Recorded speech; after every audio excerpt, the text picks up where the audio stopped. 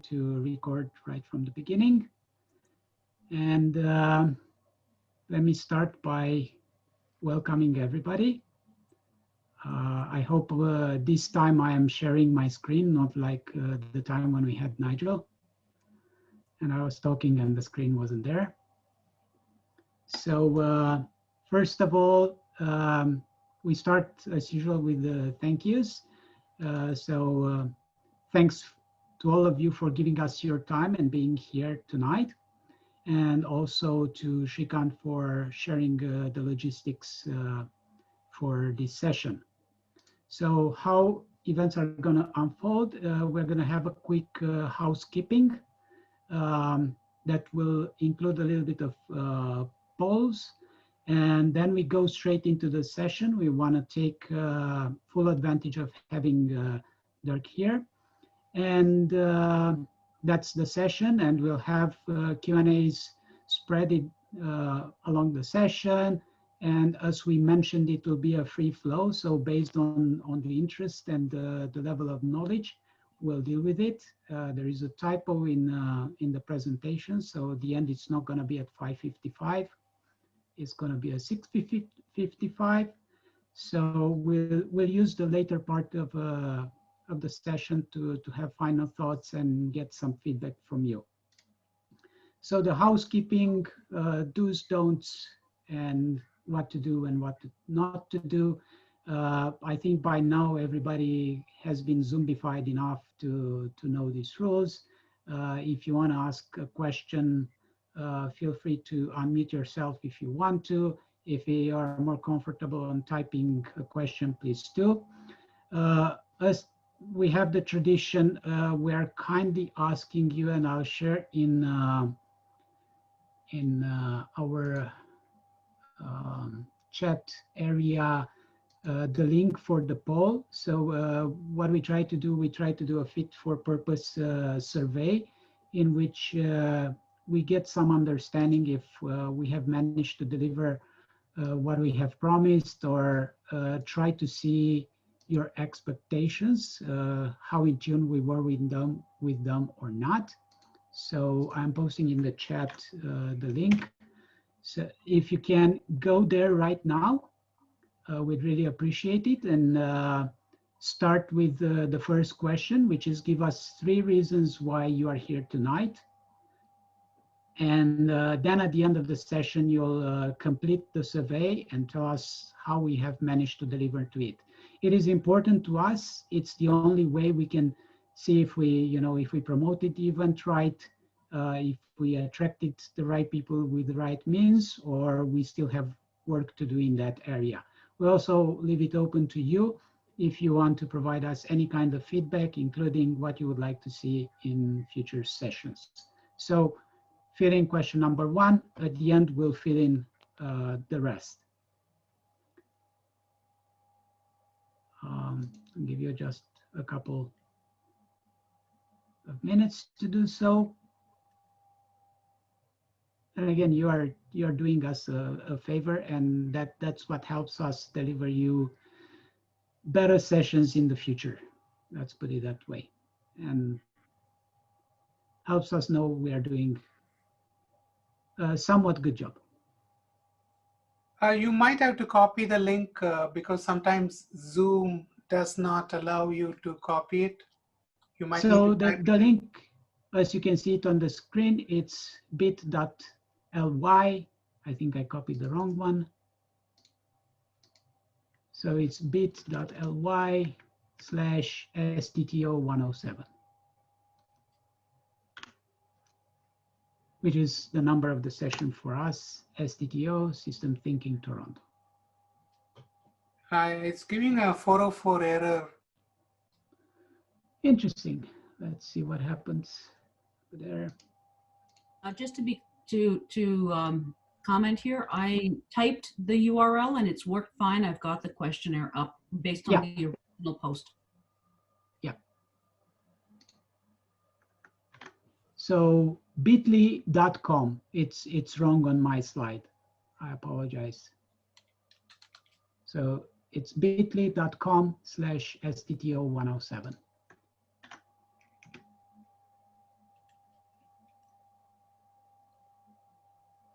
So now you know what you have to comment at the end of the session regarding the quality of this session. Okay, so moving forward, just a super short story. Why Dirk? So I had the pleasure of meeting Dirk last year at an advanced Canadian workshop. He wasn't there necessarily as a student, but as an expert in Lean, working with Dave Snowden on mapping Lean to the Canadian framework. And we somewhat discovered similar passions, one of them being Lean, but the other one being this treat that he pronounces it very well in my own tongue language, which came as a surprise for me from a Belgian, but you know what, I'll always take it. And you can say, Dirk, what these are. Want me to say? Yeah. Papaneus de Brise de Vaca to Fruit de Padure. Okay. She's Mentella. Okay. There you go. So those are a type of Romanian donuts made with cheese, and then they have preserve on top. So with this, Dirk is, as you've seen from the bio we shared with you, an expert in Lean. He's training across Europe, North America. I know from his bio, Asia is missing, but I know he's there as well. Didn't I put Asia? No, you didn't. Oh, Jesus. I've been from Australia to Asia to North, South America, Africa. Yeah. Only Antarctica is missing. I've never been there. Never been there. Maybe that's the time to do it before the glaciers are melting. And as a final remark to basically give you an idea of who we are dealing with, I'll quote one of his phrases from a recent panel discussion with Experience Agile, where he said, Lean is not a goal, but a strategy. Goal is not cutting costs, but developing people. That way your organization or you get organized to do things in a smarter way. As a consequence, you become more profitable by delivering more value to the customer. And by going to the value, that's how we move into the value stream discussions. So before we actually give control to Dirk, I would like you to use this poll, and it's important, and Shrikant is going to share his screen now to give us a live preview of it. Let me just also use the link in the chat. So pollev.com/toagility101. And there will be 2 questions there. So I'm waiting for Shrikant to share his screen.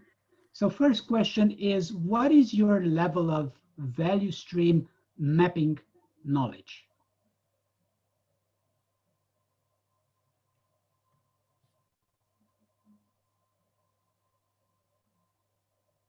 So it looks like everybody did value stream mapping, or we only have 1 or 2 respondents so far. So once again, the poll is at pollev.com/toagility101, where 2 is digit 2, numeric 2.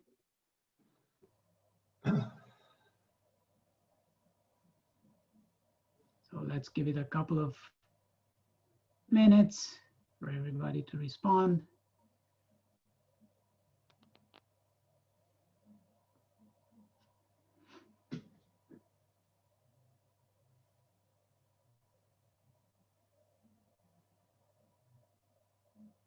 Any idea how many people responded, Shrikant?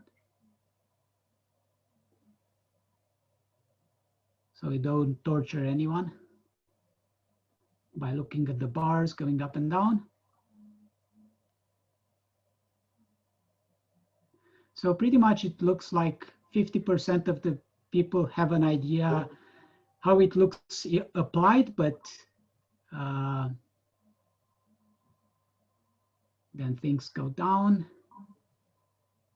Okay, so it's more of an average knowledge of value stream mapping. Okay, so let's close the poll on this one. We have an idea. I'm glad I can see we have experts. Good. If I get a hard question, then Yes. the expert can help me out. Yeah, and can we move to the second question now, which kind of ties it to the industry you're in.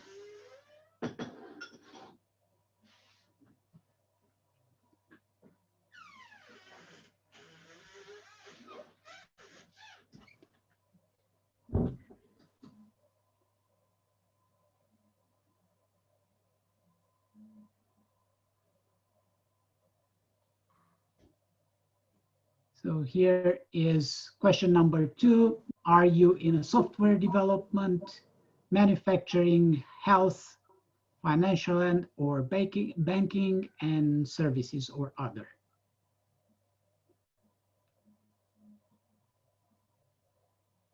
Again, health and financial or banking are still services, but we wanted to pull those out since there is a special emphasis on them.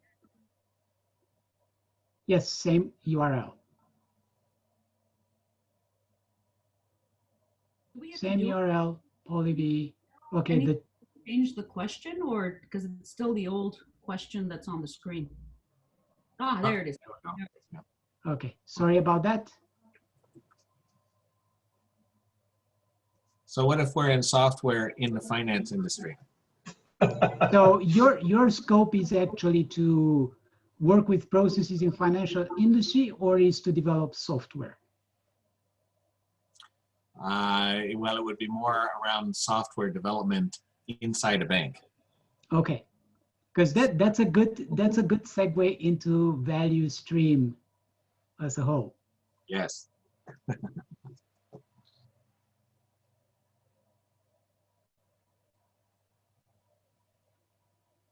Yeah, I know we're experimenting with things, but probably in the future we'll have to do a better job at dealing with the polls. So generally speaking, most of the people here are 50% roughly in software development, 30% in financial and banking, or banking and services 13, manufacturing 6, and other 3. Thank you, Shrikant. So let me get back to the last part of what I wanted to share with you.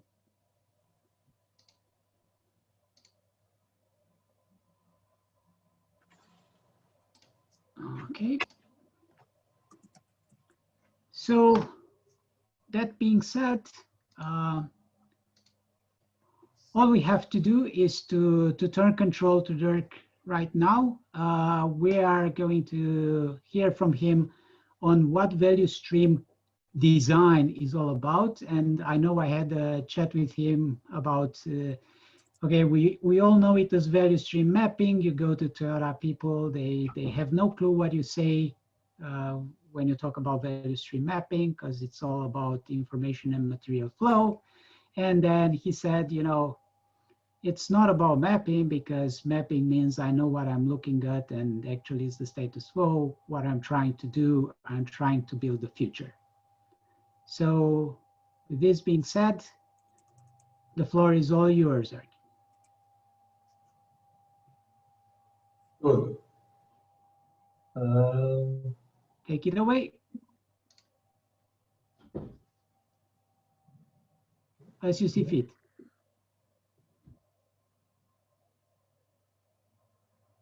How do I get to share my screen?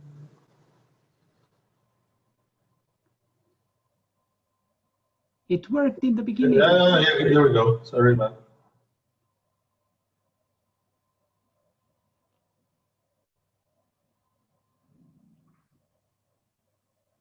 There we go. Okay, good evening, everybody, or at least for one person, good night. Hi, Manoj. My good friend is in the UK, so he's also in Europe. Hello, Dirk. Good to see you. Thank you. Any other ones from Europe? No? Cool. So I'm very pleased that I have the chance here to talk to you guys about value stream design. And it is definitely a free flow discussion, but I prepared, of course, a certain amount of things that I can cover, but I'm very flexible. I have actually prepared 0 slides, so I'm just going to write and draw. I hope you can, my handwriting will be clear, but you can ask any question, or we can go either way with this discussion. So the agenda that I actually made for today, so the first thing I want to talk about is if we look at value stream design and value stream mapping, or the whole value stream concept, I want to briefly talk about the relevance of all this. So the relevance of value streams, what is it? Why should we even talk about it? Secondly, I want to first talk about some principles behind value stream thinking. The idea is value stream mapping as a method. I could, of course, also do a session where I go into the nitty-gritty details and the mechanics of the tool, but I do not really want to talk too much about the mechanics of the tool unless you have some questions about it, because it would, I would actually need more time for this. The problem is that and I'll come to that later as well, that I sometimes see people use the tool or even not use the tool. So that's why I want to talk in the first step, why is it relevant to think about this? But also when I see people that do use the tool, it is not always used, let's say, to its fullest extent. So I want to talk about some of the principles behind value stream thinking and value stream design. I see most people are not from manufacturing environments, so I also want to talk about some of the challenges that we encounter, some of the mistakes that I made, and then finally, I'm going to talk about value stream mapping or value stream design, the methodology in itself, without going into too much detail, but maybe sharing some of the insights and the pitfalls and what the overall approach is. Okay, now I'm going to start with a question.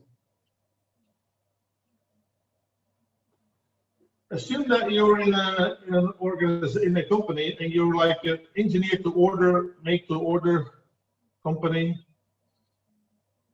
And basically, we're looking at a quotation process. And there's different types of quotes that we can make, but the quotes that we are looking at is actually we build products based on standard modules. So it's like we configure a product based on standard modules.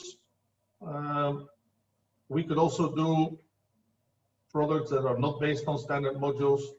We could do some completely new products that need to be tested. But let's say the scope for now is quotations that customers are asking us for products that are based on standard building blocks.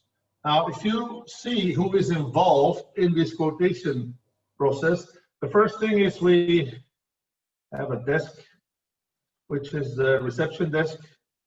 Actually, customers send the quote, the request for quote to the reception desk, so they get the request for quote, and they put the request in the system. And we have one person there. Then it goes to an engineering department where we have multiple people, but actually there's 2 people in the engineering department that are actually working on the quotes. And basically what they're doing is they're looking at the cost, they calculate the cost, and they put a price on whatever the customer is asking. Then it goes to the supply logistics department, where they're going to look at the sourcing part, like, do we have all the components? Do we have all the materials? So we look at availability of materials, and we try to also determine lead time for delivery. And then finally, the quote goes back to the engineering department. And here in engineering, you have an administrative person that is just, let's say, finalizing the document, put it in the system, and then sends it to the customer. So basically, we have a quotation process where we have 4 steps. Now, the problem is it takes too long for quotes to get out. So we get some complaints, or we're missing some orders because people are not willing to wait so long for the quotes, or they're waiting, and in the meanwhile, they already look for someone else. So if we want to tackle this problem here, what would you guys like to know in order to approach this? What would be your approach? Maybe if there's anything you would like to know, you can type it in the chat and I can give you that information. What would you like to know? Just off the top of my head, 2 things I'd like to know is how long is it taking now, and how long do we want it to take? Well, typically, if we look at how long it takes now, then I can say the overall lead time is basically about 6 days. 6 days. Okay. Roughly. And how long do we want it to take? As fast as possible, preferably within 2 days. Cool. How much of that 6 days is actually spent working on the quote? How long is spent on working on the quote? We did do some measurements here. Basically, at the reception, there's about 1 minute of work. Here, it's calculating the price is about 3 minutes of work. Looking at the availability, 4 minutes of work, and another 2 minutes of work here to do the last administrative activities.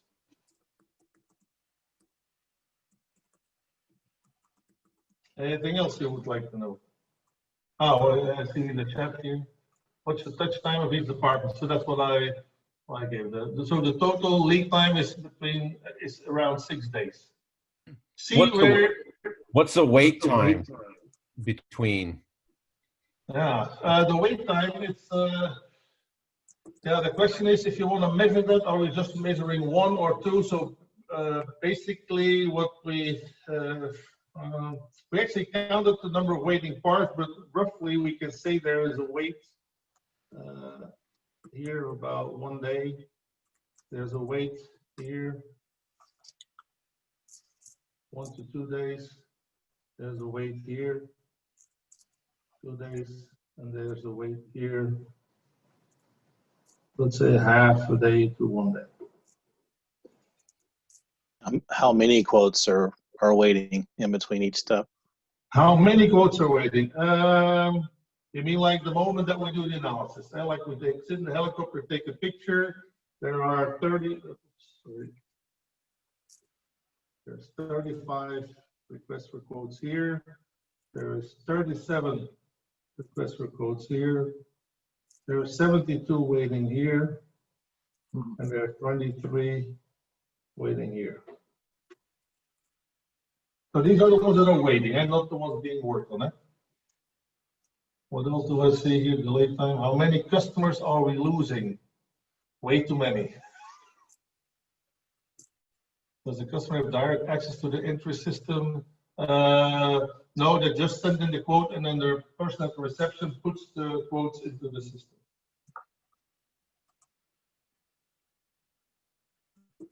Any other questions?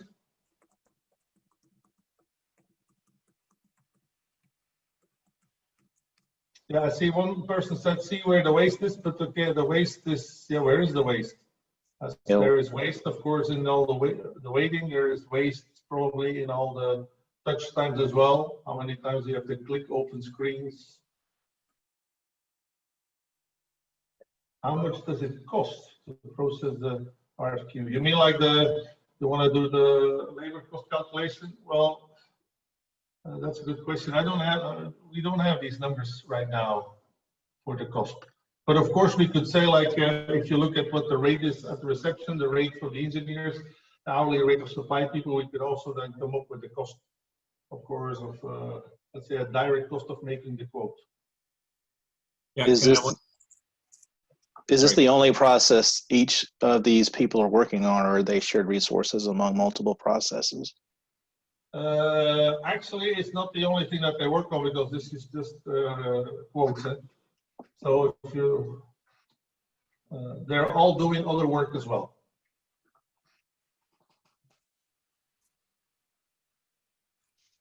Other questions?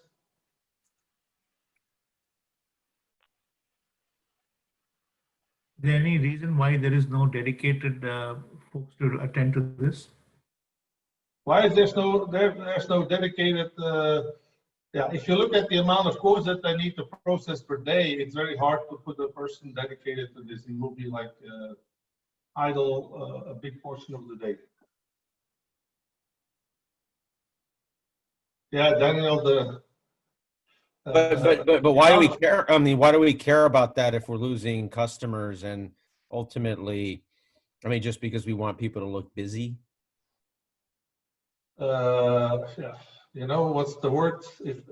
Efficiency, I guess, right? It's not that they look busy. They also have other work, because they have to work on, like the engineers, they also have to work on new designs of products that are not based on standard modules, but where they have to redesign or design new modules. So they're actually also doing a lot of other value-added work.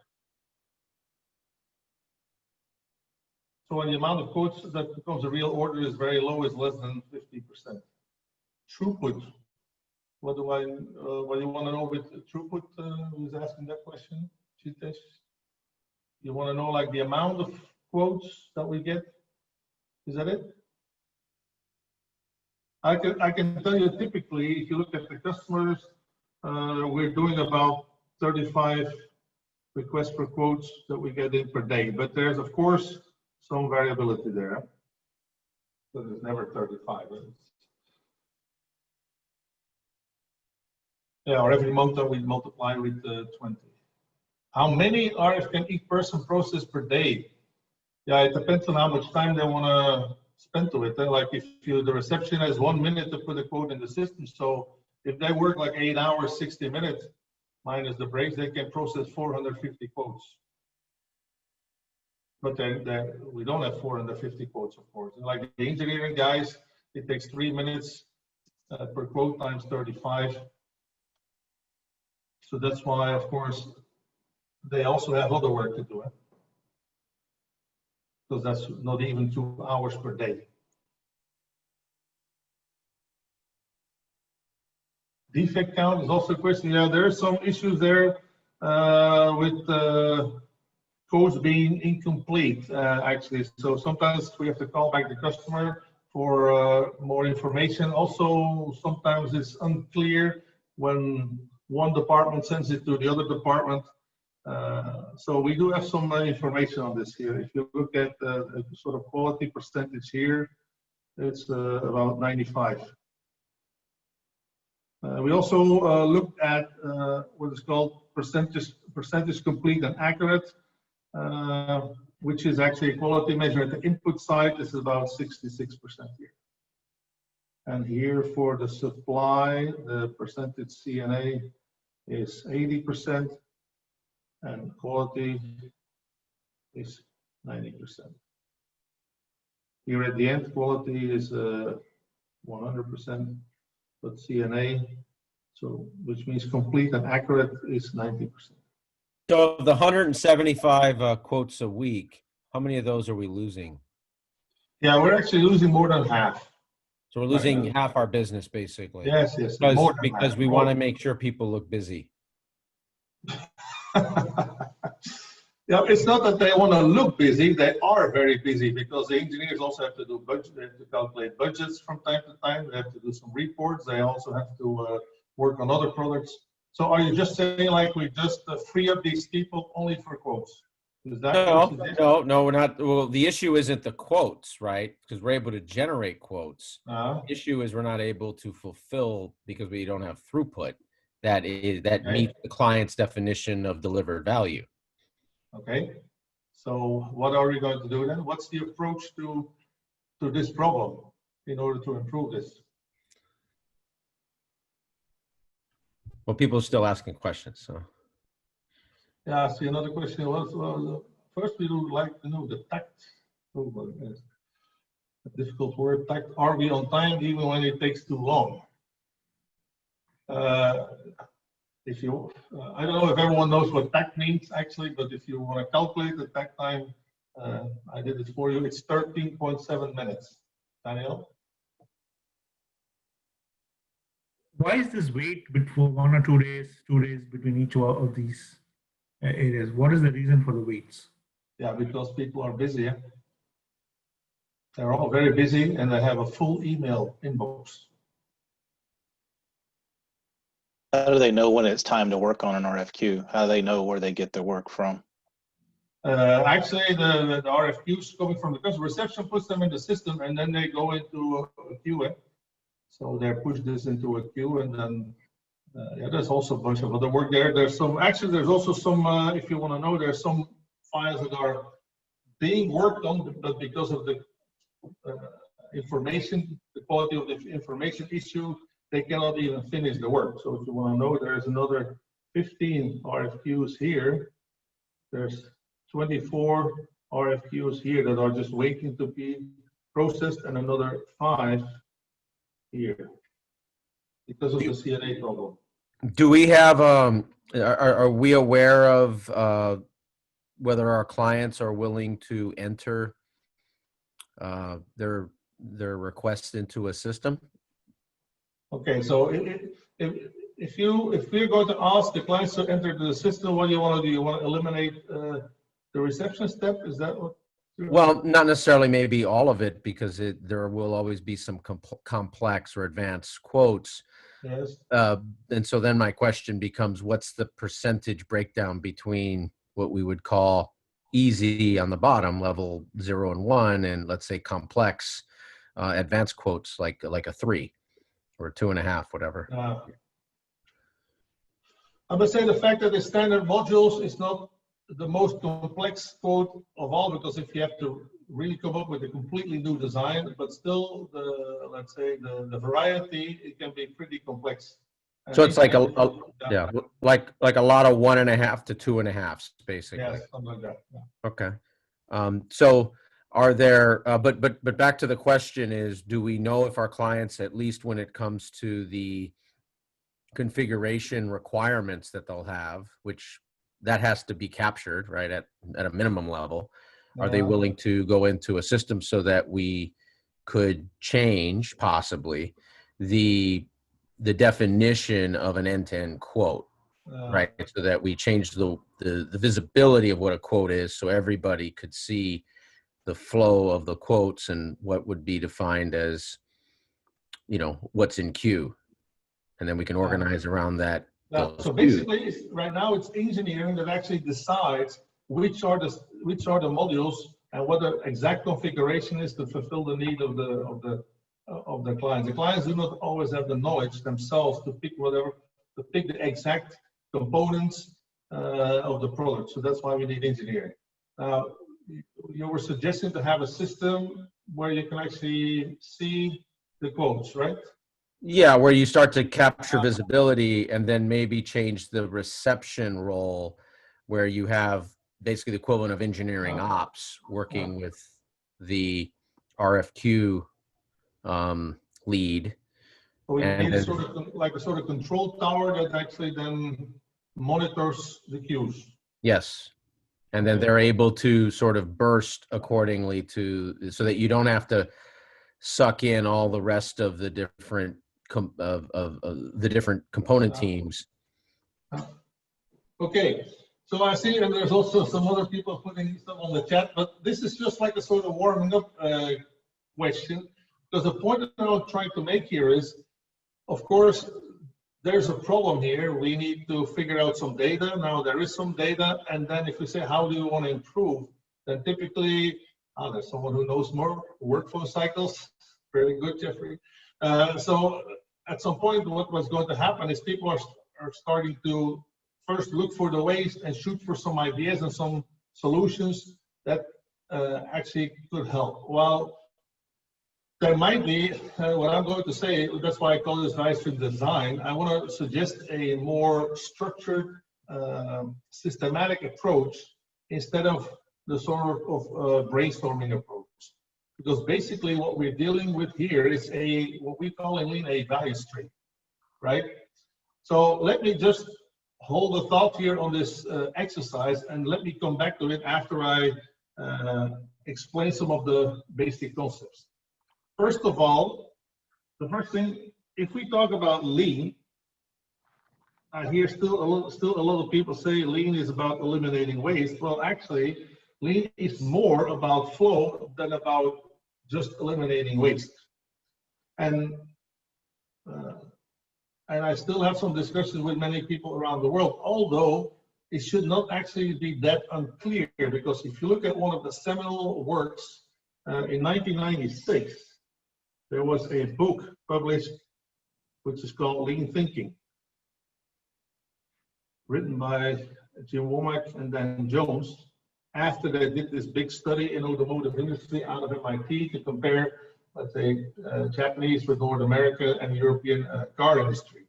And they discovered that actually the Toyota production system is more than a set of tools, but like a sort of strategy to think, a pathway to think about how do you organize everything you do in a smarter way.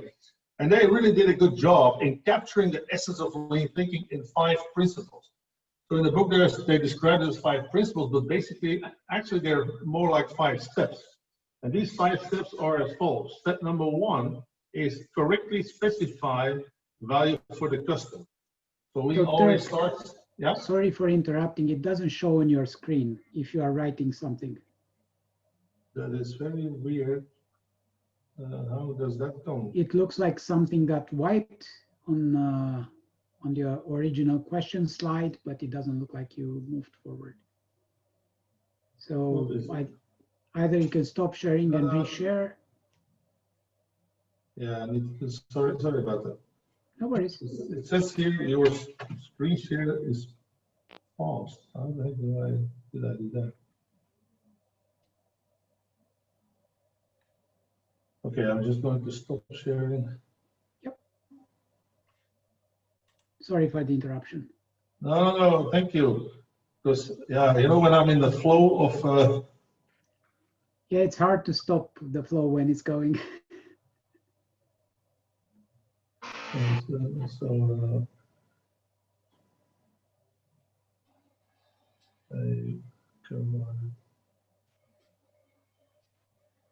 Yeah, I think we're back now. Yep, we're back now. Thank you for catching this. So the first thing is we need to capture or try to be as specific as possible what is value for the customer. And why do we need to do this? Well, I always say to people, if you say like, let's look for waste, and they say like, we need to look for waste, and my first question is always, what is value? Because if you do not know what value is, how can you be clear on what is waste? I'm an engineer. If I want to put it in a formula, waste equals 1 minus value. So we really have to be clear what is value first before we can say what is waste. Now, the second step here is now the question, how are we currently organized to create the value throughout the organization from start to finish? And this is the concept actually of value streams. So the second step is we need to identify the value stream or value streams, which is the way how we are organized to create this value throughout the organization and bring it into the hands of the customer. And then we're going to see like, oops, not everything that happens here is value. There's also some waste. We need to get rid of the waste. So we need to reduce or eliminate waste. Now, what is, this is actually the first time that the word value stream pops up. What is actually critical here is if you talk with a lot of people about value versus waste, I see, and of course there's I guess you know there's 7 types of waste or 7+1 types of waste if you want to take the unused brains and skills and talents also in there. But many times if you ask people to look for waste, there is this automatic reaction of people that they start looking for waste from the resource perspective. We look at machines that are down, we look at processes that are stopped, we look at people that have to walk way too much, we have to look at people that have to do over-processing, or there's a lot of motion. It's not always so obvious to look at value versus waste from the perspective of the product in itself. So the product or the thing that has to go through the different steps. And like in this case, a request for quote that has to go through the steps to be converted to a quote. Or if you take a hospital example, the sick patient that comes in and the patient is then the product, so to speak, that goes through the different steps until at the end I get like hopefully a healed patient. The concept of value stream, what is important here, this is actually product view. So we're following the product going through the different steps. And the steps could either be value added or the steps could be non-value added. Now, if I sometimes say if we would be just eliminating waste, then Womack and Jones could have stopped writing the book here because you just identify the value stream, you start shooting for the waste, and we're done. No, actually the elimination of waste is important, but it is not the goal, it is the enabler to go step number 3. And step number 3 is improve the flow of value. Now, if we want to talk about this thing here, what is the flow of value? What does it actually mean? And basically also what does flow mean? Then also there I see there's quite some misunderstanding. Also outside of office service environment in manufacturing, because then we think about the moving line from Henry Ford or whatever, we think like if the car is moving, if the product is moving, then we have flow. But basically in this context, flow has nothing to do with something that is moving. There should not, actually something should not be physically moving. If you're in a hospital, I can move with patients for kilometers. No one is getting healed by just being moved for kilometers.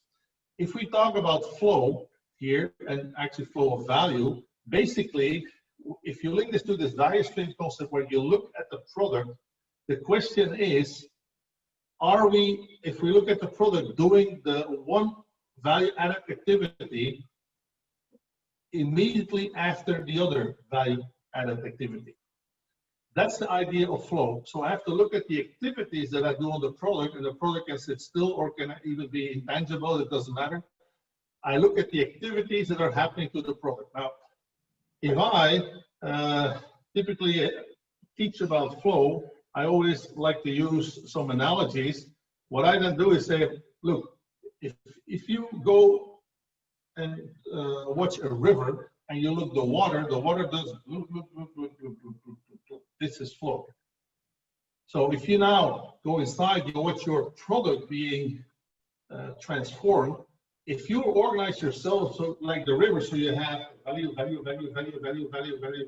like all the value add activity, all the value adding steps are coming immediately right one after the other, like the river, then you have flow. So the question is here, when it comes to flow, are you like the river,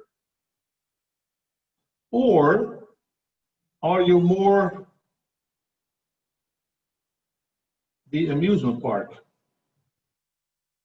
where I have all the attractions, and I spend 8 hours in the park for 50 euros, and I spend 8 hours in kilometers walking, hours of waiting, and 10 minutes of fun.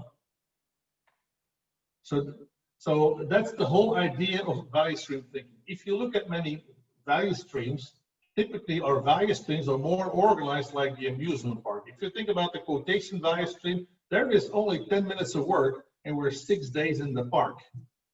So that's not really great flow. Now, how is the link between step 2 and 3? We're going to look for waste.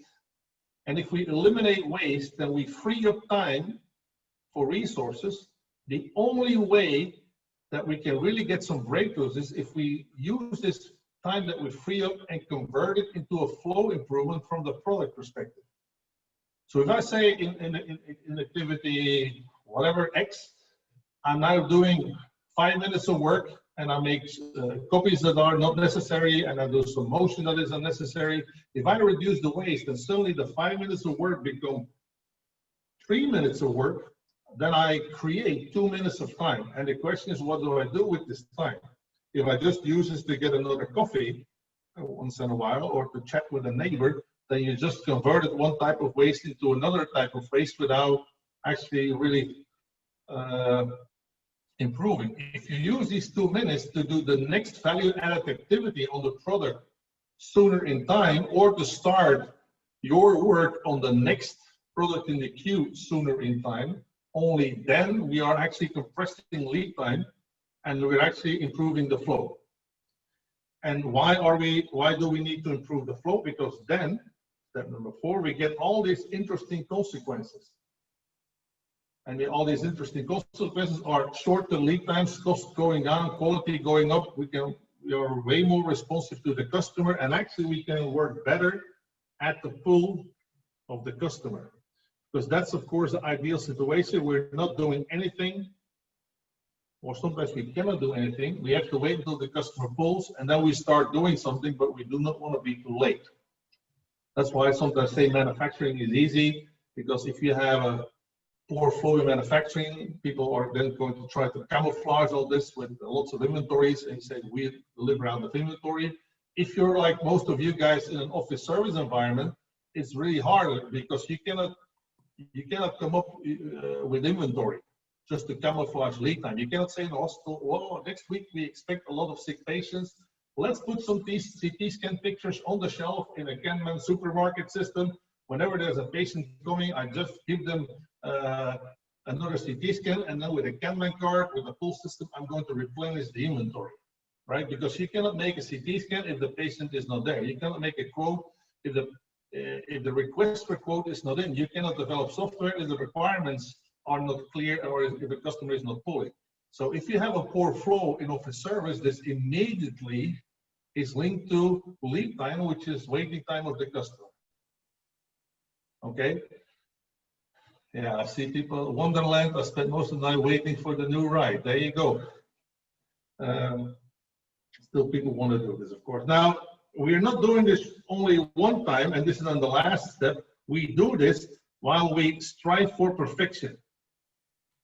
And this is in Lean, the sort of continuous improvement thought, like it's not, we have some issues now, well, let's do this once and hurrah, hurrah, everything is solved. No, we do this while we strive for perfection, which is something that we strive for, but that we never reach. I sometimes see in Lean, and I'm a little bit picky sometimes with wordings and vocabulary, because if you want to convey a message, we should use the right wording. I say sometimes in Lean, there are no Lean projects. If people talk about Lean projects, that's a contradictio in terminis, like we say in Latin, or an oxymoron. Because if you say the word project, then everyone already thinks about there must be a start, 3 milestones, and a stop. When is it over? Well, if you think about Lean, about improvement, it's never over. We can always do better. So why are we then communicating to people about Lean projects like as if there's an ending?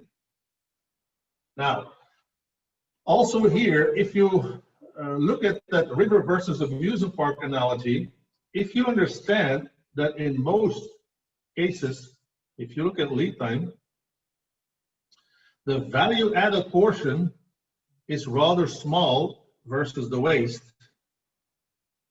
right? So it's rather amusement park and not so much river. Then you see that traditionally, what have we been doing? And I'm an engineer, so I know what I'm talking about.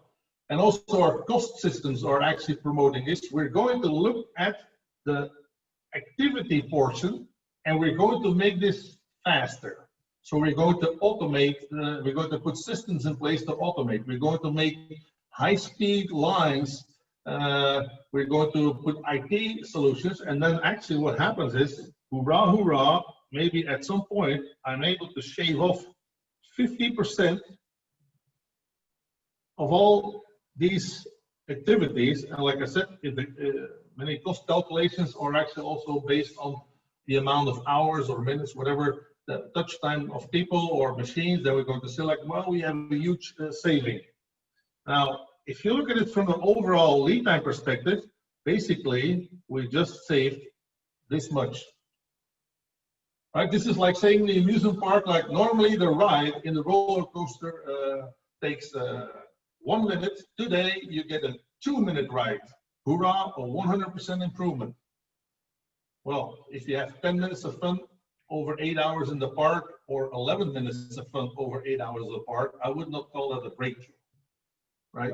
Or I've seen this in hospitals where the registration procedure, for example, was made faster with the EID system instead of filling out 3 forms. So now instead of spending 4 minutes at the reception desk, registration desk in the hospital, we only spend 1 minute. Yes, we save 3 minutes. And what happens with the 3 minutes? Well, you just go to the waiting area, and because the next process is not going faster, the doctor is still there, you just wait 3 more minutes. So we converted one type of waste into another type of waste. Many times, it is actually better just to say, let's leave the activity, the value added portion of the activity as is, and let's try to focus on everything in between. And if you can get rid of 50% of the waste here, then you get a much bigger breakthrough without even touching the processes by themselves when it comes to flow. Okay? Now, the second thing I want to say is, if you look at the different types of waste, and we say like, well, we should reduce and eliminate waste, then of course, no one has zero waste. All 7 types of waste being zero, that would be perfection. So there's always going to be some waste that we, for now, have to learn to live with. Now, if you see some of the books, and here I come with my language thing again, some of the books are saying there's 3 types of activities. First one is value. The second one is waste or muda type 1. And then you also have waste type of muda, that's the Japanese word, type 2. And what's the difference between the two? Well, type 1 is, well, we know it is waste, but actually it's kind of like necessary waste. We have to do this. Transportation, we cannot put 2 workstations next to one another, so we will have to do some walking, right? Or we need to gather some data for a report, or there's this waste, we know it's waste, but we cannot get rid of it. Well, this year, the type 2 is the pure waste, and this waste must go. Now, I used to teach this as well because it's many of the books, but I actually stopped doing this because this is a very dangerous notion. Because the moment that you say to people, this is necessary waste, right? This is the excuse to stop thinking. And then before you know, everything becomes necessary waste. Yeah, this is necessary, this is necessary. And actually it can even be worse. I've seen some companies where they call this business value added activities, which really makes me fall off my chair because it's waste. Why do you call it value added? And what the heck does business value added mean? Like it adds value to the business? That's really weird because the concept of value should be linked to the customer. And what adds value to the customer automatically adds value to the business. But if you call this business value added, well, I would think like the more we do of value added, the better. Well, probably not, because it's waste. Now, again, I understand the concept that we cannot get rid of all waste, but when I I call this differently. I say, well, this is waste as a temporary, and no one says how temporary is, countermeasure. So we have an issue, and for now, as a temporary countermeasure, we have to put some waste in place, but it will always be waste, and it will always be looking at how can I get rid of it. And the analogy that I use for this is actually a picture that can be found in the books in the 70s already on Just in Time. Like there's a river, and I'm in a boat, and I need to cross the river.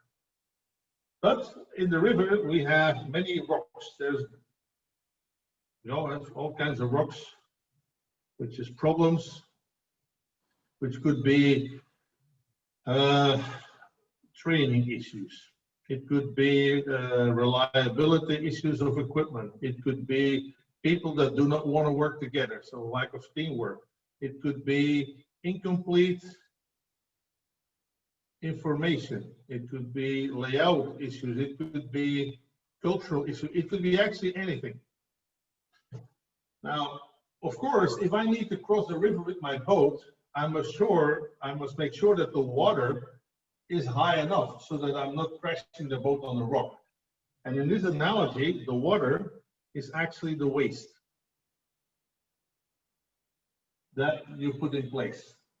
So if you put the water high enough, you don't see the rocks. But on the other end, if there's rocks, there must be water. So no one says in lean, like in the bathtub, you pull the plug and suddenly all the water is gone and you're sitting there in your boat in front of the Rocky Mountains or whatever. That really doesn't work. So there's always going to be water, right? And like I said, it could be inventory, but it could also be capacity, for example. Like if half of the requests for quotes are coming in incomplete, well, I just put an extra person there that is calling the customer or emailing the customer or whatever, and then to get all the information. And then by the end of the day, I'm still fine. But then I put extra capacity basically to cover up the rock, which is the root cause of the problem. Now, what do we need to do here? Well, in lean, we strive for perfection, and we want to get rid of waste, so the water level must go down.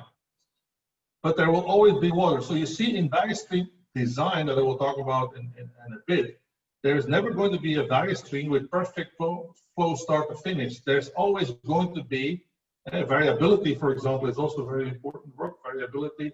Also, always going to be some water, some waste that for now, as a temporary countermeasure, that we have to put in place. Okay? The question, however, is if things run well, if we say like, well, our HR hiring process works well, our quotation process works well, what does that mean? With let's say when it comes to identifying the rocks, so the boat goes back and forth, but who is then still critically thinking like, why can we not lower the water even more? Because that would be the striving for perfection. What are we doing to lower the water? And either you can do it the Toyota way, like with annual system, you lower the water until the rock sticks out and you're about to crash the boat, so you create a sense of urgency. But then of course you have to have a culture where a problem is good, where you say bad news first, or otherwise you just lower the water until you see the first rock appear, you attack the rock and then you lower the water. And the second reason why I want to mention actually this analogy is if we want to improve things, which rock should we attack first? Because it could well be that we say like, well, let's do some improvement here. There's a rock here. Let's get rid of this rock here. And we do some improvement activity, and then we get rid of this rock. But if this rock is actually just creating a hole because the other ones just keep themselves in a sort of static balance, well, then the water goes down, I create a hole with some water, and I crash the boat on another rock. And then people are wondering like, oh, we do so much Kaizen, and still we have a lot of issues. So the question is always like, how do I know which rock to pick so I can lower the water? What I see many times is if you do it in brainstorm fashion, then I see like all people gather around the map and say, oh, let's look for waste, bottom-up Kaizen. then before we know, we're looking at all the small, tiny rocks at the bottom of the river, and then people are coming up with lots of issues and lots of ideas, but basically they're all tiny rocks. So I'm not saying that you should not do them, but basically, if we really want to have breakthroughs, we must have a tool that identifies the relevant rocks versus the ones that for now are not so important. Okay? Good. One of the rocks will definitely in office service be variability.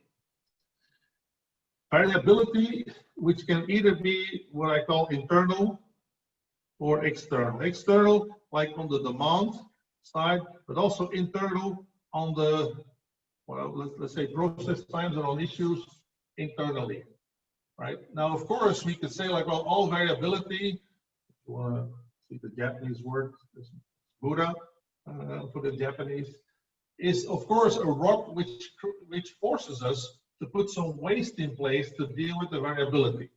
So it's always, and that's what Toyota is doing heavily, they are always trying to see how can we reduce variability in the mix, how can we reduce variability in the work methods. But, and of course, in their context of making cars, although let's say every individual car at the line is almost unique, they do manage to come up with good standard work and also to find ways to level the mix, it's called a junka, and to reduce variability. But if you go in office service environments, and if you definitely go to more complicated versus complex situations, then there's always going to be variability that we have to deal with. Now, if there's variability, there is 3 types of buffers that we can use to deal with variability in our value stream, which is material, capacity, or time, right? And material, let's say that's typically in the manufacturing context. I can do 500 parts a day. Suddenly I need to do 520. No worries, I have some in the warehouse, I set some safety stock here or some inventory. I pull the 20 out of the inventory because I cannot do 520. And some other day when there's like a small valley in the demand, then I replenish the 20. That's material. Capacity means I can do 500. Tonight, today I have to do 520. Well, I just do an extra shift, or I move some people from one value stream to the other. Okay, or I can outsource a part. I have some temp people that I can bring in. The last one is time, but basically I should maybe say lead time. I can do 500. I need to do 520. Well, I will do 500 now, and the 20 I will move them to the next day. So I just add 1 day of lead time to the 20. But if it's still okay for the customer, well, if I have some lead time buffer, that might work as well. So these are 3 types of buffers that typically most people understand. What I do see as an issue is actually these 3 buffers are not independent of one another. And I'm a mechanical engineer by education, so let me draw it like this. These 3 buffers behave like communicating vessels in hydraulics. I don't know if everyone knows the concept of communicating vessels, but it's like if I have a U-shaped tube and I put some water in there, then what's going to happen? The water at both sides goes at the same height. If I push here, the water goes up there. If I push here, the water goes up there. Okay? If I try to push on both sides, well, I can push extremely hard. The water is maybe shrinking a tiny little bit. The temperature and pressure goes up and the tube breaks. So that means that it's actually a sort of strategic choice. If you want to deal with variability in a value stream, which of the buffers are you willing to put in place? Okay, like I said, manufacturing, you have the choice for 3. If you go to office service, you only have 2. It will be either capacity or it will be time. And when it then comes to capacity buffers, well, then I can say, like, if I look at my resources, do I really want to fully load them to be busy or not? Do I have the possibility to scale up or down my resources, or do I have some multi-skilled people so I have some flexibility to move them around? And by the way, for the fully load, probably you guys all know the Kingsman formula, like what you say, from 0 to 100% load. If you look at lead time, then we get this thing here going up based on variability. So if you load everything to 100%, and think about traffic in on the highway, at 60, 70%, the traffic jams are starting way before we are at 100%. So by design, we need to take this into account in value stream design. The last concept that I want to mention here is in lean as a strategy. It is the problem with the word efficiency. This word has been around for more than 100 years.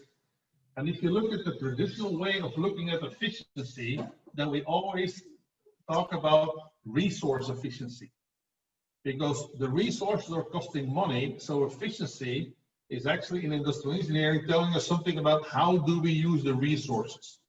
So we need to use the resources to the fullest extent. The problem with that is that if we focus on every resource in every step being 100% efficient, well, we might create some optimized, very efficient, disconnected islands. But when you look at it from the flow perspective, it might be, or it's probably going to be a big nightmare. So that's why, on the one hand, if you look at resource efficiency, or sometimes called process efficiency here from 0 to 100%, we could also look at what is called flow efficiency or value stream efficiency from 0 to 100%. Now, what is this flow efficiency thing? I call this the amusement park ratio. I remember my amusement park analogy. There's 10 minutes to work, 6 days in the park, 10 minutes divided by 6 days. If I put this in a percentage, that's called flow efficiency. Now, ideally, I would like my organization to be here. I do whatever I need to. I need to bring value, create and bring value into the hands of the customer. If I can do this in a way so that I'm like the river, value from the product view, 100%, and all the resources are 100% efficient, fully utilized, well, wouldn't that be great? But this is, of course, the perfection. This is, I sometimes call this the Valhalla in operations, the heaven. No one is there.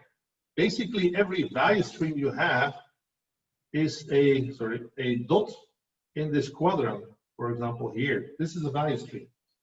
I have a certain amount of flow efficiency, but I'm rather to the left side.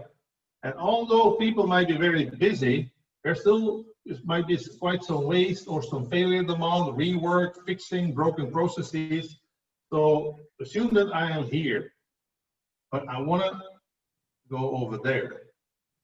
Well, lean as a strategy promotes or stimulates or tells us that the route we should take, and I'm going to draw this a little bit exaggerated, would be like this. If we have to choose for improving, we should first try to move to the right and then up, right? And I put this a little bit exaggerated, even if I lose for now some resource efficiency. So people that are sometimes saying lean is common sense. I don't know if this is always common sense, right? Because like I said, our cost accounting systems and traditional way of working is not really promoting this. But let me give you an example. I did some emergency department value streams sometime ago in a hospital. At some point, there might be a patient that needs an X-ray. Well, you can decide as a hospital to say like, well, let's buy some high-speed, big, latest, newest technology X-ray machine, and they're on the second floor in the medical imaging department. So now this patient in emergency department needs to go to the second floor and back. Or you can say, well, let's put an X-ray device at the emergency department itself. It doesn't have to be a high-speed one. It could be like a slow-speed one. But probably is not going to be used 100% throughout the day. So the question is, what are we going to do? Because the consequence of not having an X-ray on the emergency department is plus 1.5 hours lead time.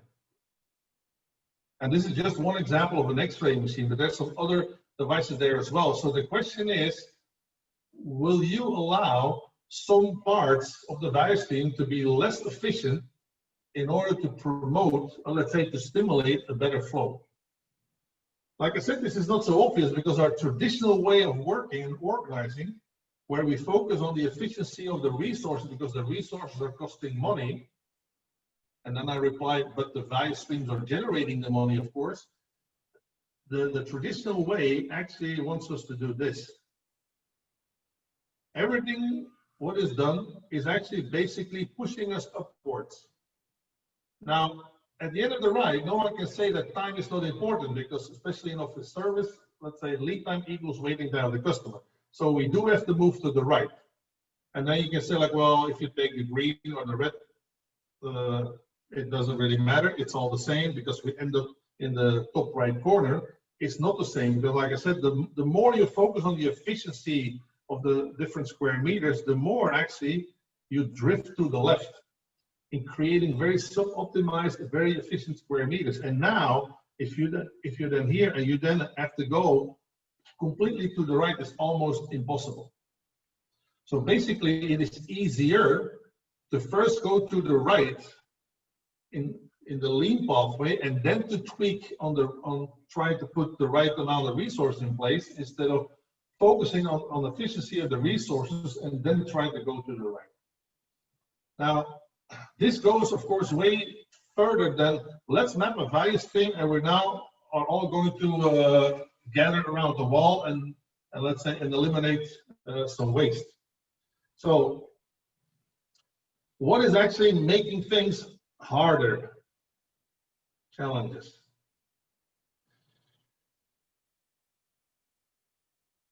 This sub-optimized thinking is a problem because we are typically organized in silos or departments, which is vertical. We are measured in a vertical way, but our value streams are going horizontally through the different departments. So how do we make sure that we always keep the value stream view in mind, also putting up scorecards and not the vertical view? Secondly, our typical systems are always pushed or organized in a push fashion, which is I get some work to me, I do whatever I need to do, and I push it to the next step, regardless of what the next step is doing.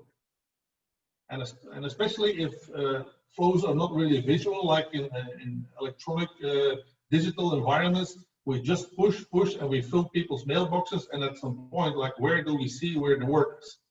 I sometimes say it was so much easier 20 years ago when everyone had a 200 megabyte disk space, because then you send an email and you got an email back saying quota exceeded. So you know, like, oh, my colleague over there has a whole load of emails waiting. Now we give everyone 50 gigabyte mailboxes, and we can just keep on pushing until they are full. Someone already mentioned this in my first question. A big issue is what is called shared resources. Many of the books and many of the examples that you see in the books are way too simple because they're all with what we call dedicated resources, which means like we have a person or equipment or a workstation working only in one value stream, doing this, let's say repetitively, the same process all day. But that's typically not the case. We are working in multiple value streams. And you see that these are also for people, as far as I know, Scrum a bit. Scrum started with one product for the Scrum team, and the moment that you start putting many different products there, and you make the people in the teams more shared, then actually you're confronted with how do you spend your time on which product or which value stream? What are priorities? And the analogy that I use here is like the crossroads. Now let me just put two ways. So you have cars coming this way, going over there, and you have cars coming this way, going over here, and you are the shared resource sitting in the middle of the intersection. You cannot have the cars from all sides coming at the same time on the intersection because you have a crash. So so the question is, like, how do we regulate the traffic here on this intersection?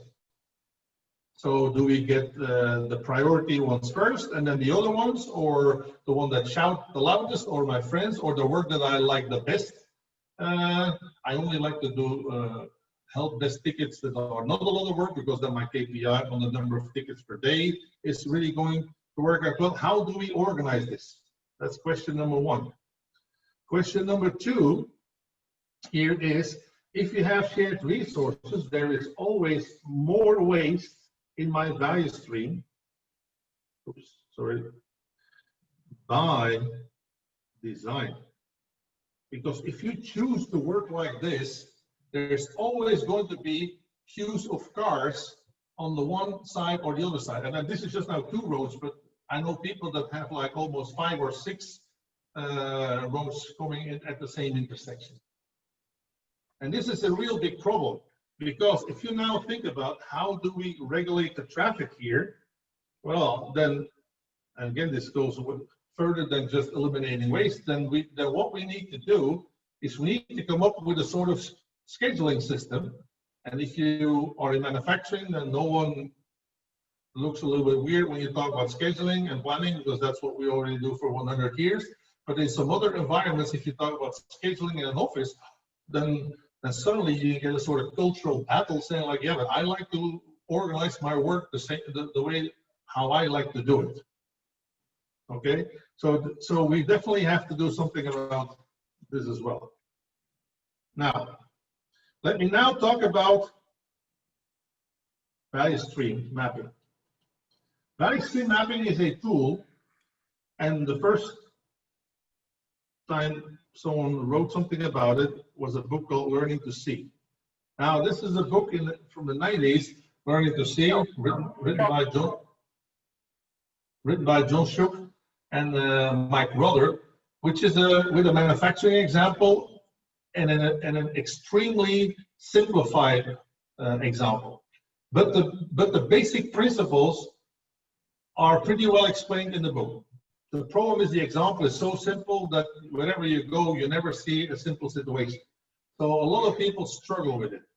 Now, what you need to know is that value stream mapping, as explained in the book, is a method with 4 steps, which actually already say what is the purpose of value stream mapping. Earlier this week, I was doing a session at some company, and they had in their handbooks, the purpose of value stream mapping is to document all the steps that a product goes through. Well, I don't really think that's the purpose of value stream mapping, because actually, if you follow these 4 steps, and like I said, the book has been around for a long time, then the first thing you need to do is a sort of scoping step, which is called product family definition. I'm not going to follow one quote, because I might have many different quotes that follow the same steps. If I just follow one quote, well, I can always say that one gets priority and has a better flow. The royal quote. In Belgium, have a king. If the king says in the quote, all the lights turn to the police blocks all the intersections, the quote goes through, then you have a short lead time. But the purpose in lean is not to have just for the royal quote a short lead time. So we look at different families based on the different steps, and then we make a current state. But that's only step number 2. And the value stream, in value stream mapping, there are some icons and standard definitions, which is also an issue, because many people write many books, and you see a lot of stuff on the internet, and everyone comes up with different definitions, which I think is actually creating more confusion. But basically, the current state map must serve the purpose. And the first purpose of making a current state map is actually knowing how good or how bad, how is our flow today? So if I cannot see what I call like an amusement park ratio on a map, then it's not a true value stream map. call it a process map or call it something different, but that's not what the purpose is. And then we need to make this future state map. Now here, this should not be a brainstorming exercise, but more like a design exercise following some steps that so that I can identify the relevant rocks in the river to attack and not all the tiny small other ones where there is some waste. So I can put them on the roadmap or implementation plan so that I know what to work on in the next 6 to 9 months. And this here should be actually a design exercise. Not like, what are all the things that we can improve? When I was in middle school, I had to study Latin. My parents sent me to a Jesuit college. So there is this Roman writer, and his name is Seneca, who wrote 2,000 years ago, if you're sitting in a boat on the ocean, if you do not know where the harbor is, any wind is a good one. And that's what I see all the time, like, oh, we're improving, and the boat goes to the left, and the boat goes to the right, and the boat goes back and forth, and as long as the boat is moving, everyone's happy because we're improving. No, the question is, where should we be? Where is the harbor? And then, which wind do I need? And how strong must it blow to get me to the harbor? And all the other winds that can actually make my boat move, I'm not really interested in these. So that's why this is a sort of design exercise. Now, if you look at the design steps, basically, I need to know something about speed of the flow. How much work is there coming our way? Speed of the flow, and of course, there's going to be some variability here. So how do I organize myself for different speeds of the flow? Secondly, I'm going to look at, well, is there some low-hanging fruit waste? I'm not going to say, let's automate everything with big systems, but I'm also not going to put, let's say, waste in flow. So if I see that there's like a CNA problem, like the information that I get is not complete or not accurate, can I work on the standard work? Can I work on some Coca systems? Can I educate the customer to give more accurate and complete information so that I do not have all these steps going back and forth, asking for information, because that's basically waste. The third set of rules have to do with flow, which is how do I connect activities? And the ideal situation is what we call a one-piece flow, which is if I have a process A and a process B, why should there actually be a wait between these two? If I do A, can I not do immediately B? If I cannot do this, then I'm going to allow some buffer, but in a controlled fashion. So not with a push system so that it can go through the roof, but typically, and we call this FIFO connections. We're going to come up with some queue where we have a control maximum so that we know that there's an issue, and also where we actually have a sort of fixed sequence so that if we put a priority, that no one is actually shuffling work like, oh, I don't like to work on this, it may be better to do this, because then you create very inconsistent lead times. The fourth set of principles, and there are two, have to do with how do I steer the value stream. Steer the value stream, basically, there we have something which is called the pacemaker concept. At some point, you launch the work in a certain priority, and actually what you want is that this work just flows through your value stream. And secondly, also here we have to deal with how do I steer and prioritize the work through these shared resources.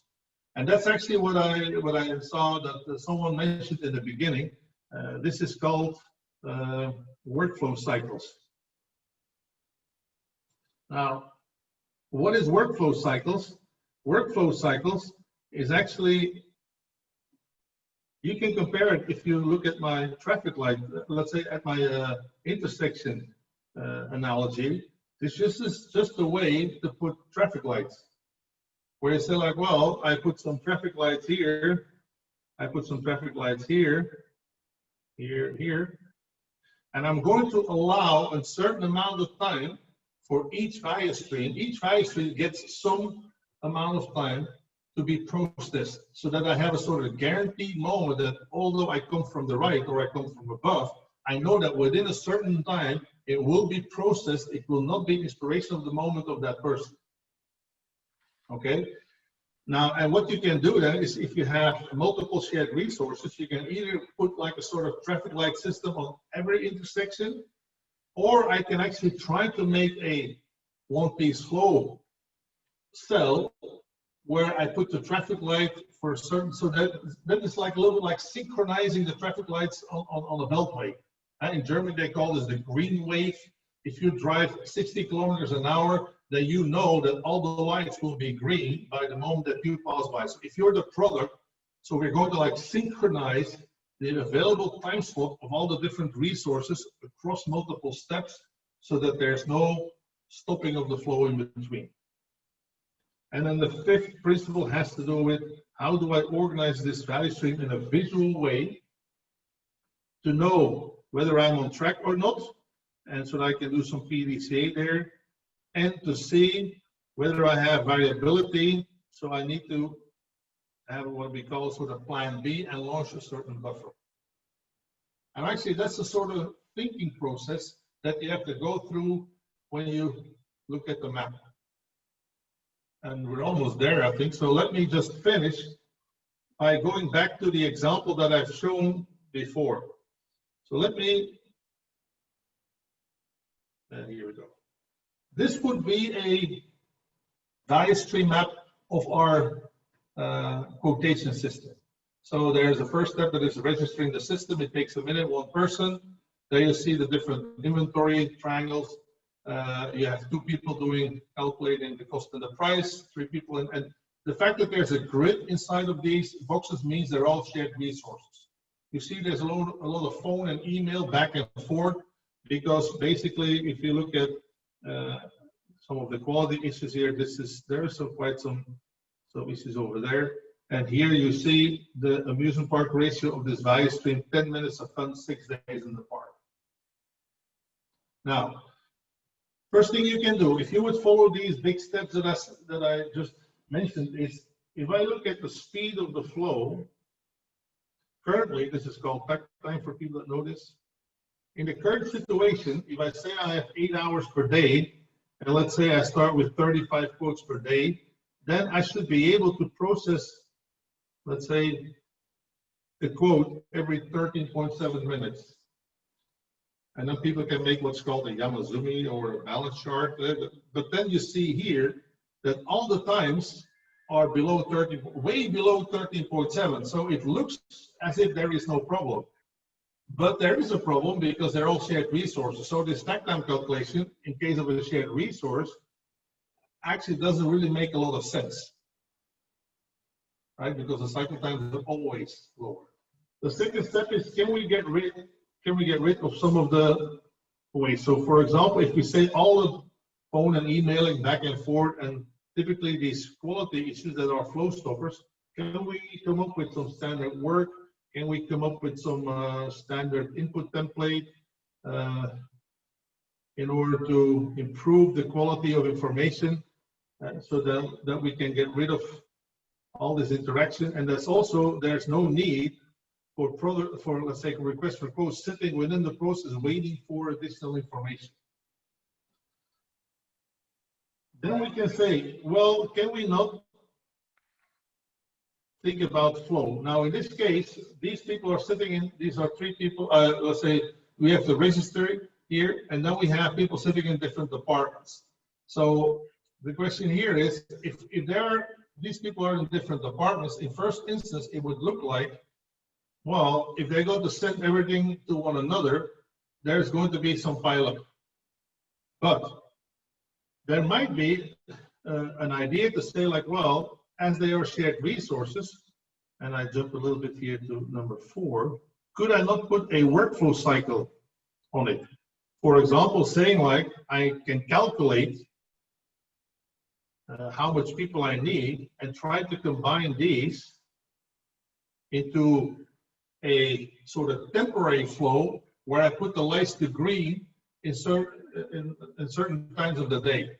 And if you would have this data, if you calculate this, then you could see even with some buffer, let's say roughly 2 hours per day is enough. So if you organize this so that 2 hours per day, these 3 people come together and process all the requests for quotes, well, then every day I get a cycle.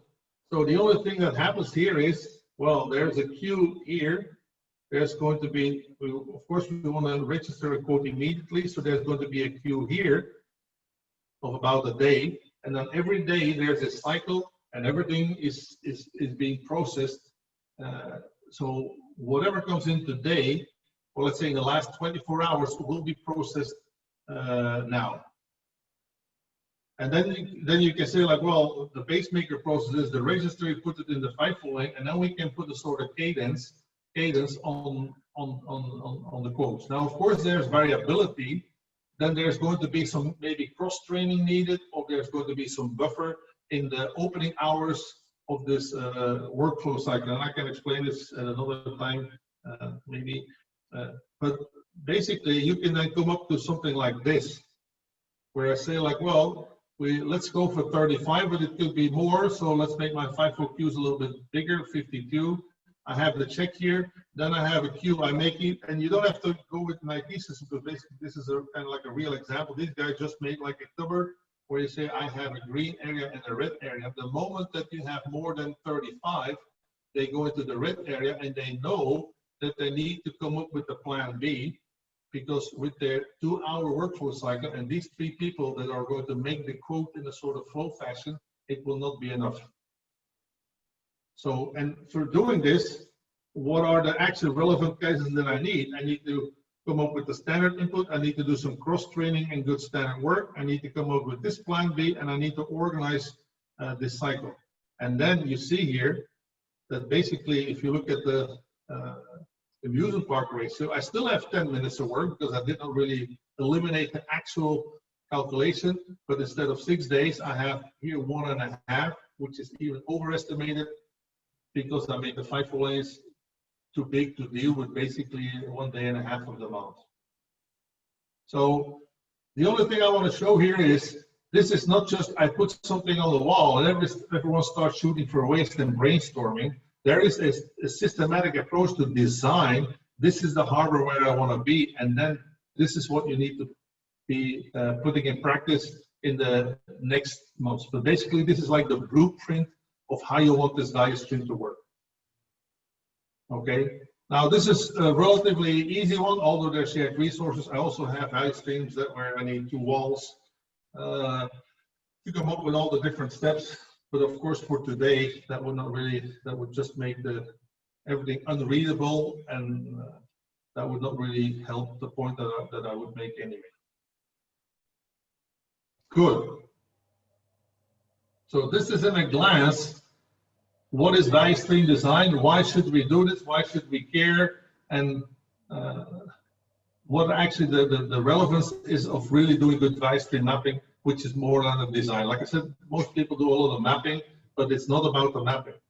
It's about how do we want to work? How do we find the right rocks in the river? Or how do we find the right wind that blows the boat into the harbor?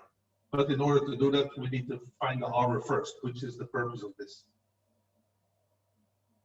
Good. Any questions, comments? I know it's theoretically it's time, right, Andre? But since I'm awake anyway, it's okay. I mean, if you can stay, because you are the only, the most constrained of all of us. I mean, you need the toothpicks or the duct tape to keep your eyelids open at 1 a.m. Oh, I have matches here. I can always put some matches on like this. Also. Okay. So first of all, thank you so very much. I encourage everyone who's still on the line to go to the questionnaire and fill up the rest of it. And in the meantime, if you wanna say anything or ask anything, please feel free. So because Dirk is so generous and still stays with us. Yeah, by the way, I did not read all the comments while I was talking, but I see Jeffrey, lean accounting, you bet. Actually, if you look at the cost accounting system, what we should do is actually make let's say our accounting methods more value stream driven versus departmental, let's say, or square meter driven. That actually helps a lot. Hey, Dirk, what is the best way to go learn more about this other than the book? Do you do any online training, any workshops? Actually, I do a lot of workshops, but let's say for the last 20 years, they always have been live because that works better. And I talked to Andre about this. Actually, I did my first online training, actually with an exercise 2 weeks ago for a group of people in Toronto even. So that was my first experience, and actually it worked out better than I thought, to be honest. So I might be looking at maybe organizing something online. So maybe we can put together something for the community. Is it a public program, Dirk, or was it for a specific customer? The one that I just did was like for one specific customer. Yes, that was like an in-house session. I've been working with these guys for the last 5-6 years. I did a lot of work with them in Asia. Then I did a lot of work in Europe and in Brazil and in the US. And now the Canadian part of the business wanted me. But since I stopped traveling half of March, I was in Texas then when the COVID thing happened. So no travel for me at the moment. So any other I do hope that I might be able to get back to Canada one day because I've been in Toronto several times. Actually, a few years ago, I did a lot of work in Newmarket, which is not too far from Toronto.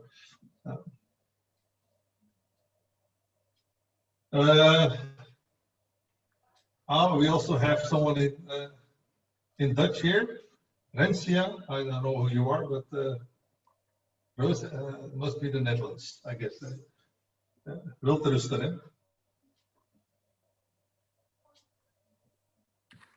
Should I read? I have to all the chat here. I don't know if there were any questions while I was talking here.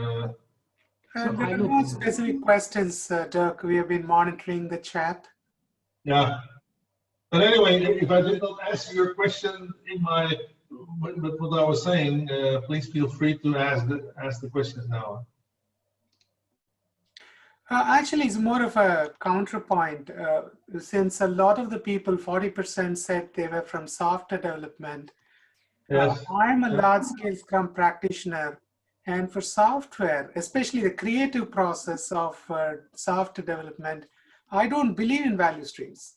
So value stream is more of a rock metaphor, right? We in software, we prefer to do a kaikaku up front and recast the teams to be more effective from day one. Because software development, again, most of manufacturing metaphors end up being per widget. And the software widget is always unique. Every piece of work the widget created is different from any other piece of work that will ever be done. But to be honest, the fact that everything is unique should not be a reason not to think in value streams. I did some work, I must say, in pure software development, I never did actually, now I can really say I did a lot of work in, almost no work in pure software development. I did do some work in R&D environments, like in a biochemical company where there was an R&D value stream taking 4 years to develop molecules and where also in advance you didn't know what was going out and whether the test would work in the lab and so, but also there, these principles of trying to get rid of failure amount and especially putting the workflow cycles, making the WIP visible, and that was across 4 different sites with that actually really made some improvement to get a really big lead time breakthrough. Now, so I'm not trying to, what I'm trying to say is not, value stream is very, very valuable. I'm not denying it at all.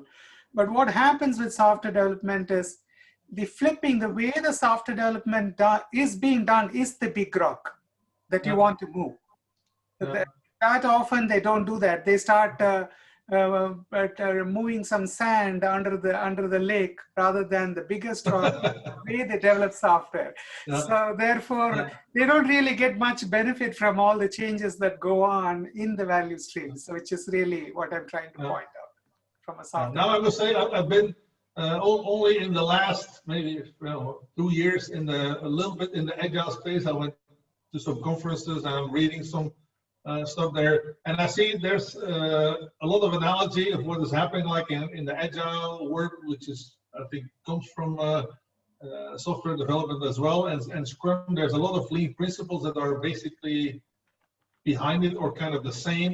On the other hand, I do think that if I observe this as, let's say, as an outside observer, the fact that in the whole scaling exercise, when you have these teams that are actually now working on multiple products in multiple value streams, you get to similar challenges that what you have in value streams, where you should think about maybe I should come up with workflow cycles based on points or whatever, or a system to make sure that if you're on intersections as team member, that you can still provide some, let's say, guaranteed turnaround time for the different value streams that you're working on.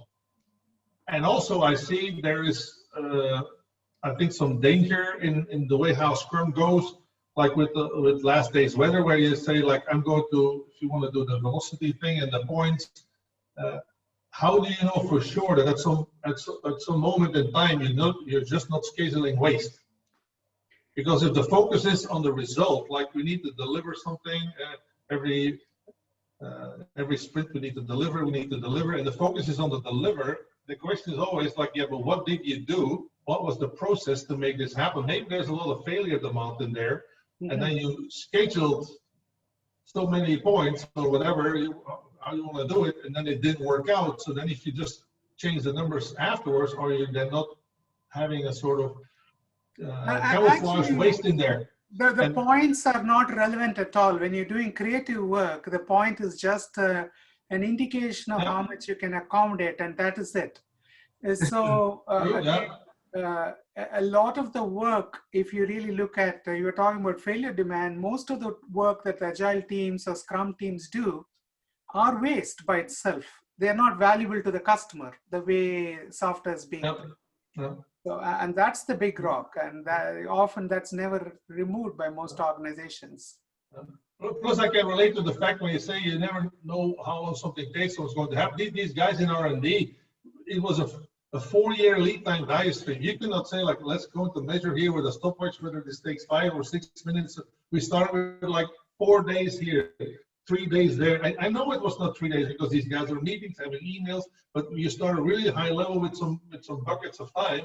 And even there, if you want to put some moments where you put some workflow cycles and and you work better on the connections, there's quite some stuff that you can do there as well, without going into the details of time, because it's not car industry, of course. Yeah, you want to think of it like Elon Musk in first principles, right? How do I rebuild the car, or how do I rebuild the spaceship to go to Mars?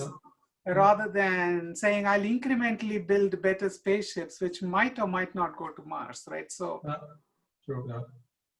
And it's all a matter of, like, say, it's contextual, and the rocks that are in this, the rocks in the river in software development are different from the rocks in the river in car industry, for example. That is correct. But the idea, like, I need to put some water for now to cover the rocks.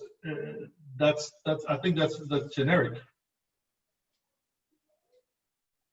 So it will then either be lead time or capacity that you need. And these are the only 2 knobs you can turn on it to steer. Any other questions? Andreas put the bit.ly link again. So if you can finish the rest of the survey to give us the feedback, that will be really helpful for us to engineer future programs. We appreciate that. We only had 3 responses out of 50 people, so I know we're only 20 left here, but please provide us some feedback. And again, our next session will be October 27th. But again, if you still have a question, feel free to ask it. Let me say hi to Daniel. Daniel is from the Netherlands. He's also I know him. I used to have him in my classes, so he's doing the night shift with me. Thanks, Daniel. Yeah, and again, maybe we think of a way to put together a session for whoever is interested. I know it's not a half a day training, so people don't realize that this is not something you learn in 1 hour or. You know, but if you limit yourself to just putting post-its and then do a high-level amusement park ratio and do some brainstorming, then you can explain this in half a day. But if you really want to go to the design, to these steps, there's some calculation needed, and then it's a little bit more complicated. Actually, we developed also a really nice game with 4 value streams, a sort of office game where 4 value streams going intermingled. I haven't figured that one out yet, how I have to do that online, but that's really one that really shows the concepts of these controlled whip and the workflow cycles, and how you can actually deal with the sort of the traffic light systems on different value streams. So you also have a message, I think, in your own language. Yeah, I said there's also someone from I saw that name. It must be someone from the Netherlands, I think. I don't know who that is, but it's good to see some Europeans joined as well. Yeah, always. So if there are no further questions, Dirk, once again, thank you so much for taking the time and getting us through this understanding of basically the principles and the steps to properly tackle a value stream, and also understanding of why do we want to do it, what is the concept behind it, and go to its roots and try to do a proper job. Because I think that's the missing thing in most of the literature that you can find on value stream. Who wants to hear me sing something here? Robin, do you want to hear me? Yeah, I can see they make you a rock, so I don't know if that's a good thing or to be eliminated. Maybe he found these YouTube videos of my gigs in Bucharest, but I don't know. Let's not go there. And for me, the big takeaway was from Dirk was your theme park example. That's a fantastic analogy to relate to value received and time spent. So I would use that a lot. I must say I use a lot of analogies in my teaching because I think like we should be able to explain this to anyone. I need to be able to explain this to an executive, but also people on the shop floor, and then the analogies make things so much easier to understand. But it's also interesting how you managed to capture the essence of it in under 2 hours. I mean, I can tell you, I spent a lot of time with people talking about this, and it never gets that crisp. I did struggle a bit, Andre, because there was way more than that. Some more stuff that I wanted to share, but I saw the time, so I thought. I know, but still, it's capturing this. It's you can do a lot of stuff. You can do a lot of stuff, but if you would start to do it now for the first time, what do you have to keep at the back of your mind when you do it? And I think you captured that brilliantly. Dirk, on a related note, would you be willing to share your slides so we could even send? Yeah, whatever I was drawing, I will send it. I appreciate that. Thank you. Yep. So maybe one question from me. I don't know if you want to answer or not, Jeffrey, but were you the one that said I'm a VSM expert? Because I did see some great terminology and stuff from you in the chat. So I think you know more. I would never consider myself an expert, but there you go. I did sit under you, and you did some training for Philips, and sat under you for your week-long advanced value stream map training. So were you in one of my trainings? I was, yes. Wow. I didn't recognize your name, but for Philips, I saw so many names. So where were you at Philips at that time? Yeah, North America in Georgia. I enjoyed that. The training was, I believe, it was actually in Pennsylvania. Okay, yeah. In Pennsylvania. I think that's where it was. I'd have to double check. It's been a few years. Yeah, it has been a few years since I worked for. Yeah, was it lighting? Are you a professional lighting or healthcare? Healthcare. Healthcare. Yeah. So was it an Andover maybe? Yeah, that may be, yes. Because I did way more work for Philips in lighting. But I also went to near Pittsburgh once, where they made the respirator devices. Right, at the Respironics facility. Yeah, I think that's actually where it was at. And I also did one there near Seattle as well. That's also healthcare. Good. Now, maybe if you would have put up the video, I could have recognized your face, but it didn't ring a bell. But anyway, thank you.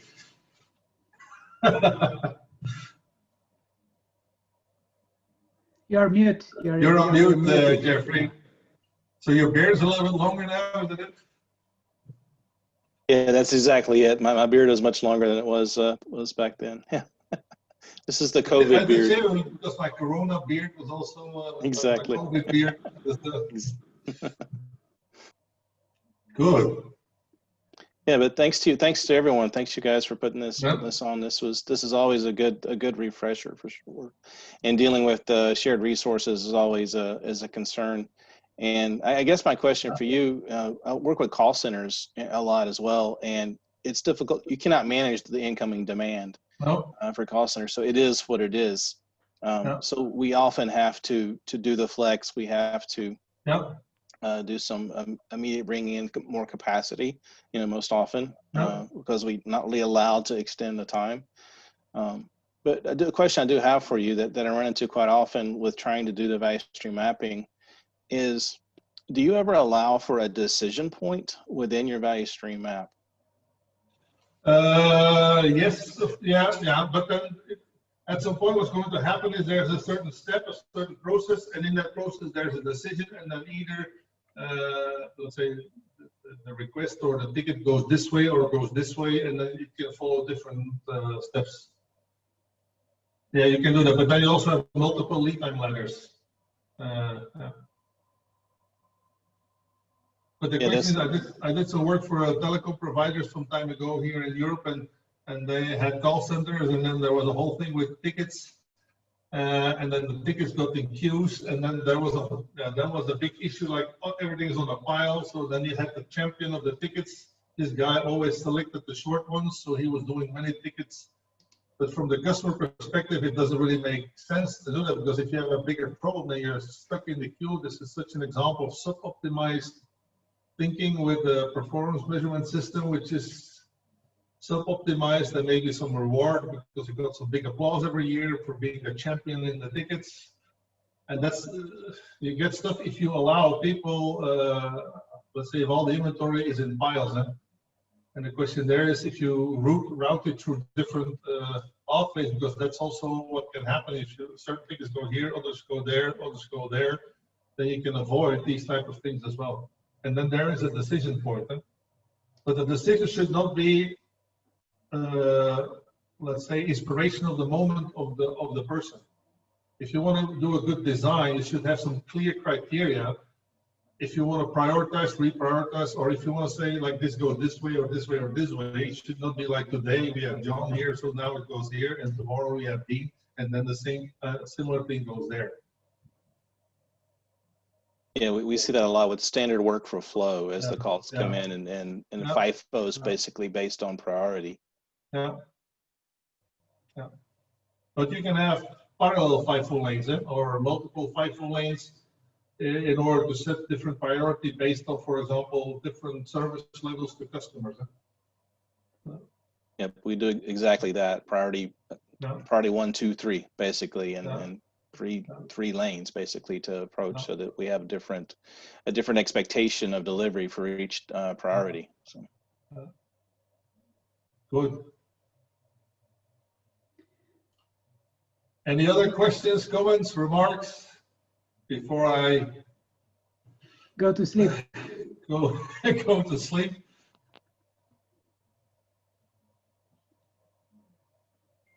Silence is no. No So questions. thank you once again, Dirk. Yeah. It was a real pleasure to have you, and No, the pleasure was all mine, Andre. The pleasure was all mine.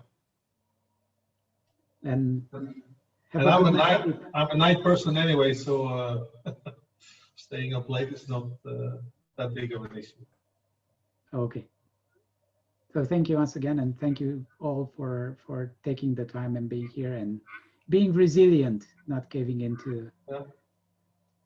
Thank you, Andre, Srikanth, Katrina, for organizing. Good. Thank you. Bye. Have a good night. Yeah, good night. Thank you, Dirk.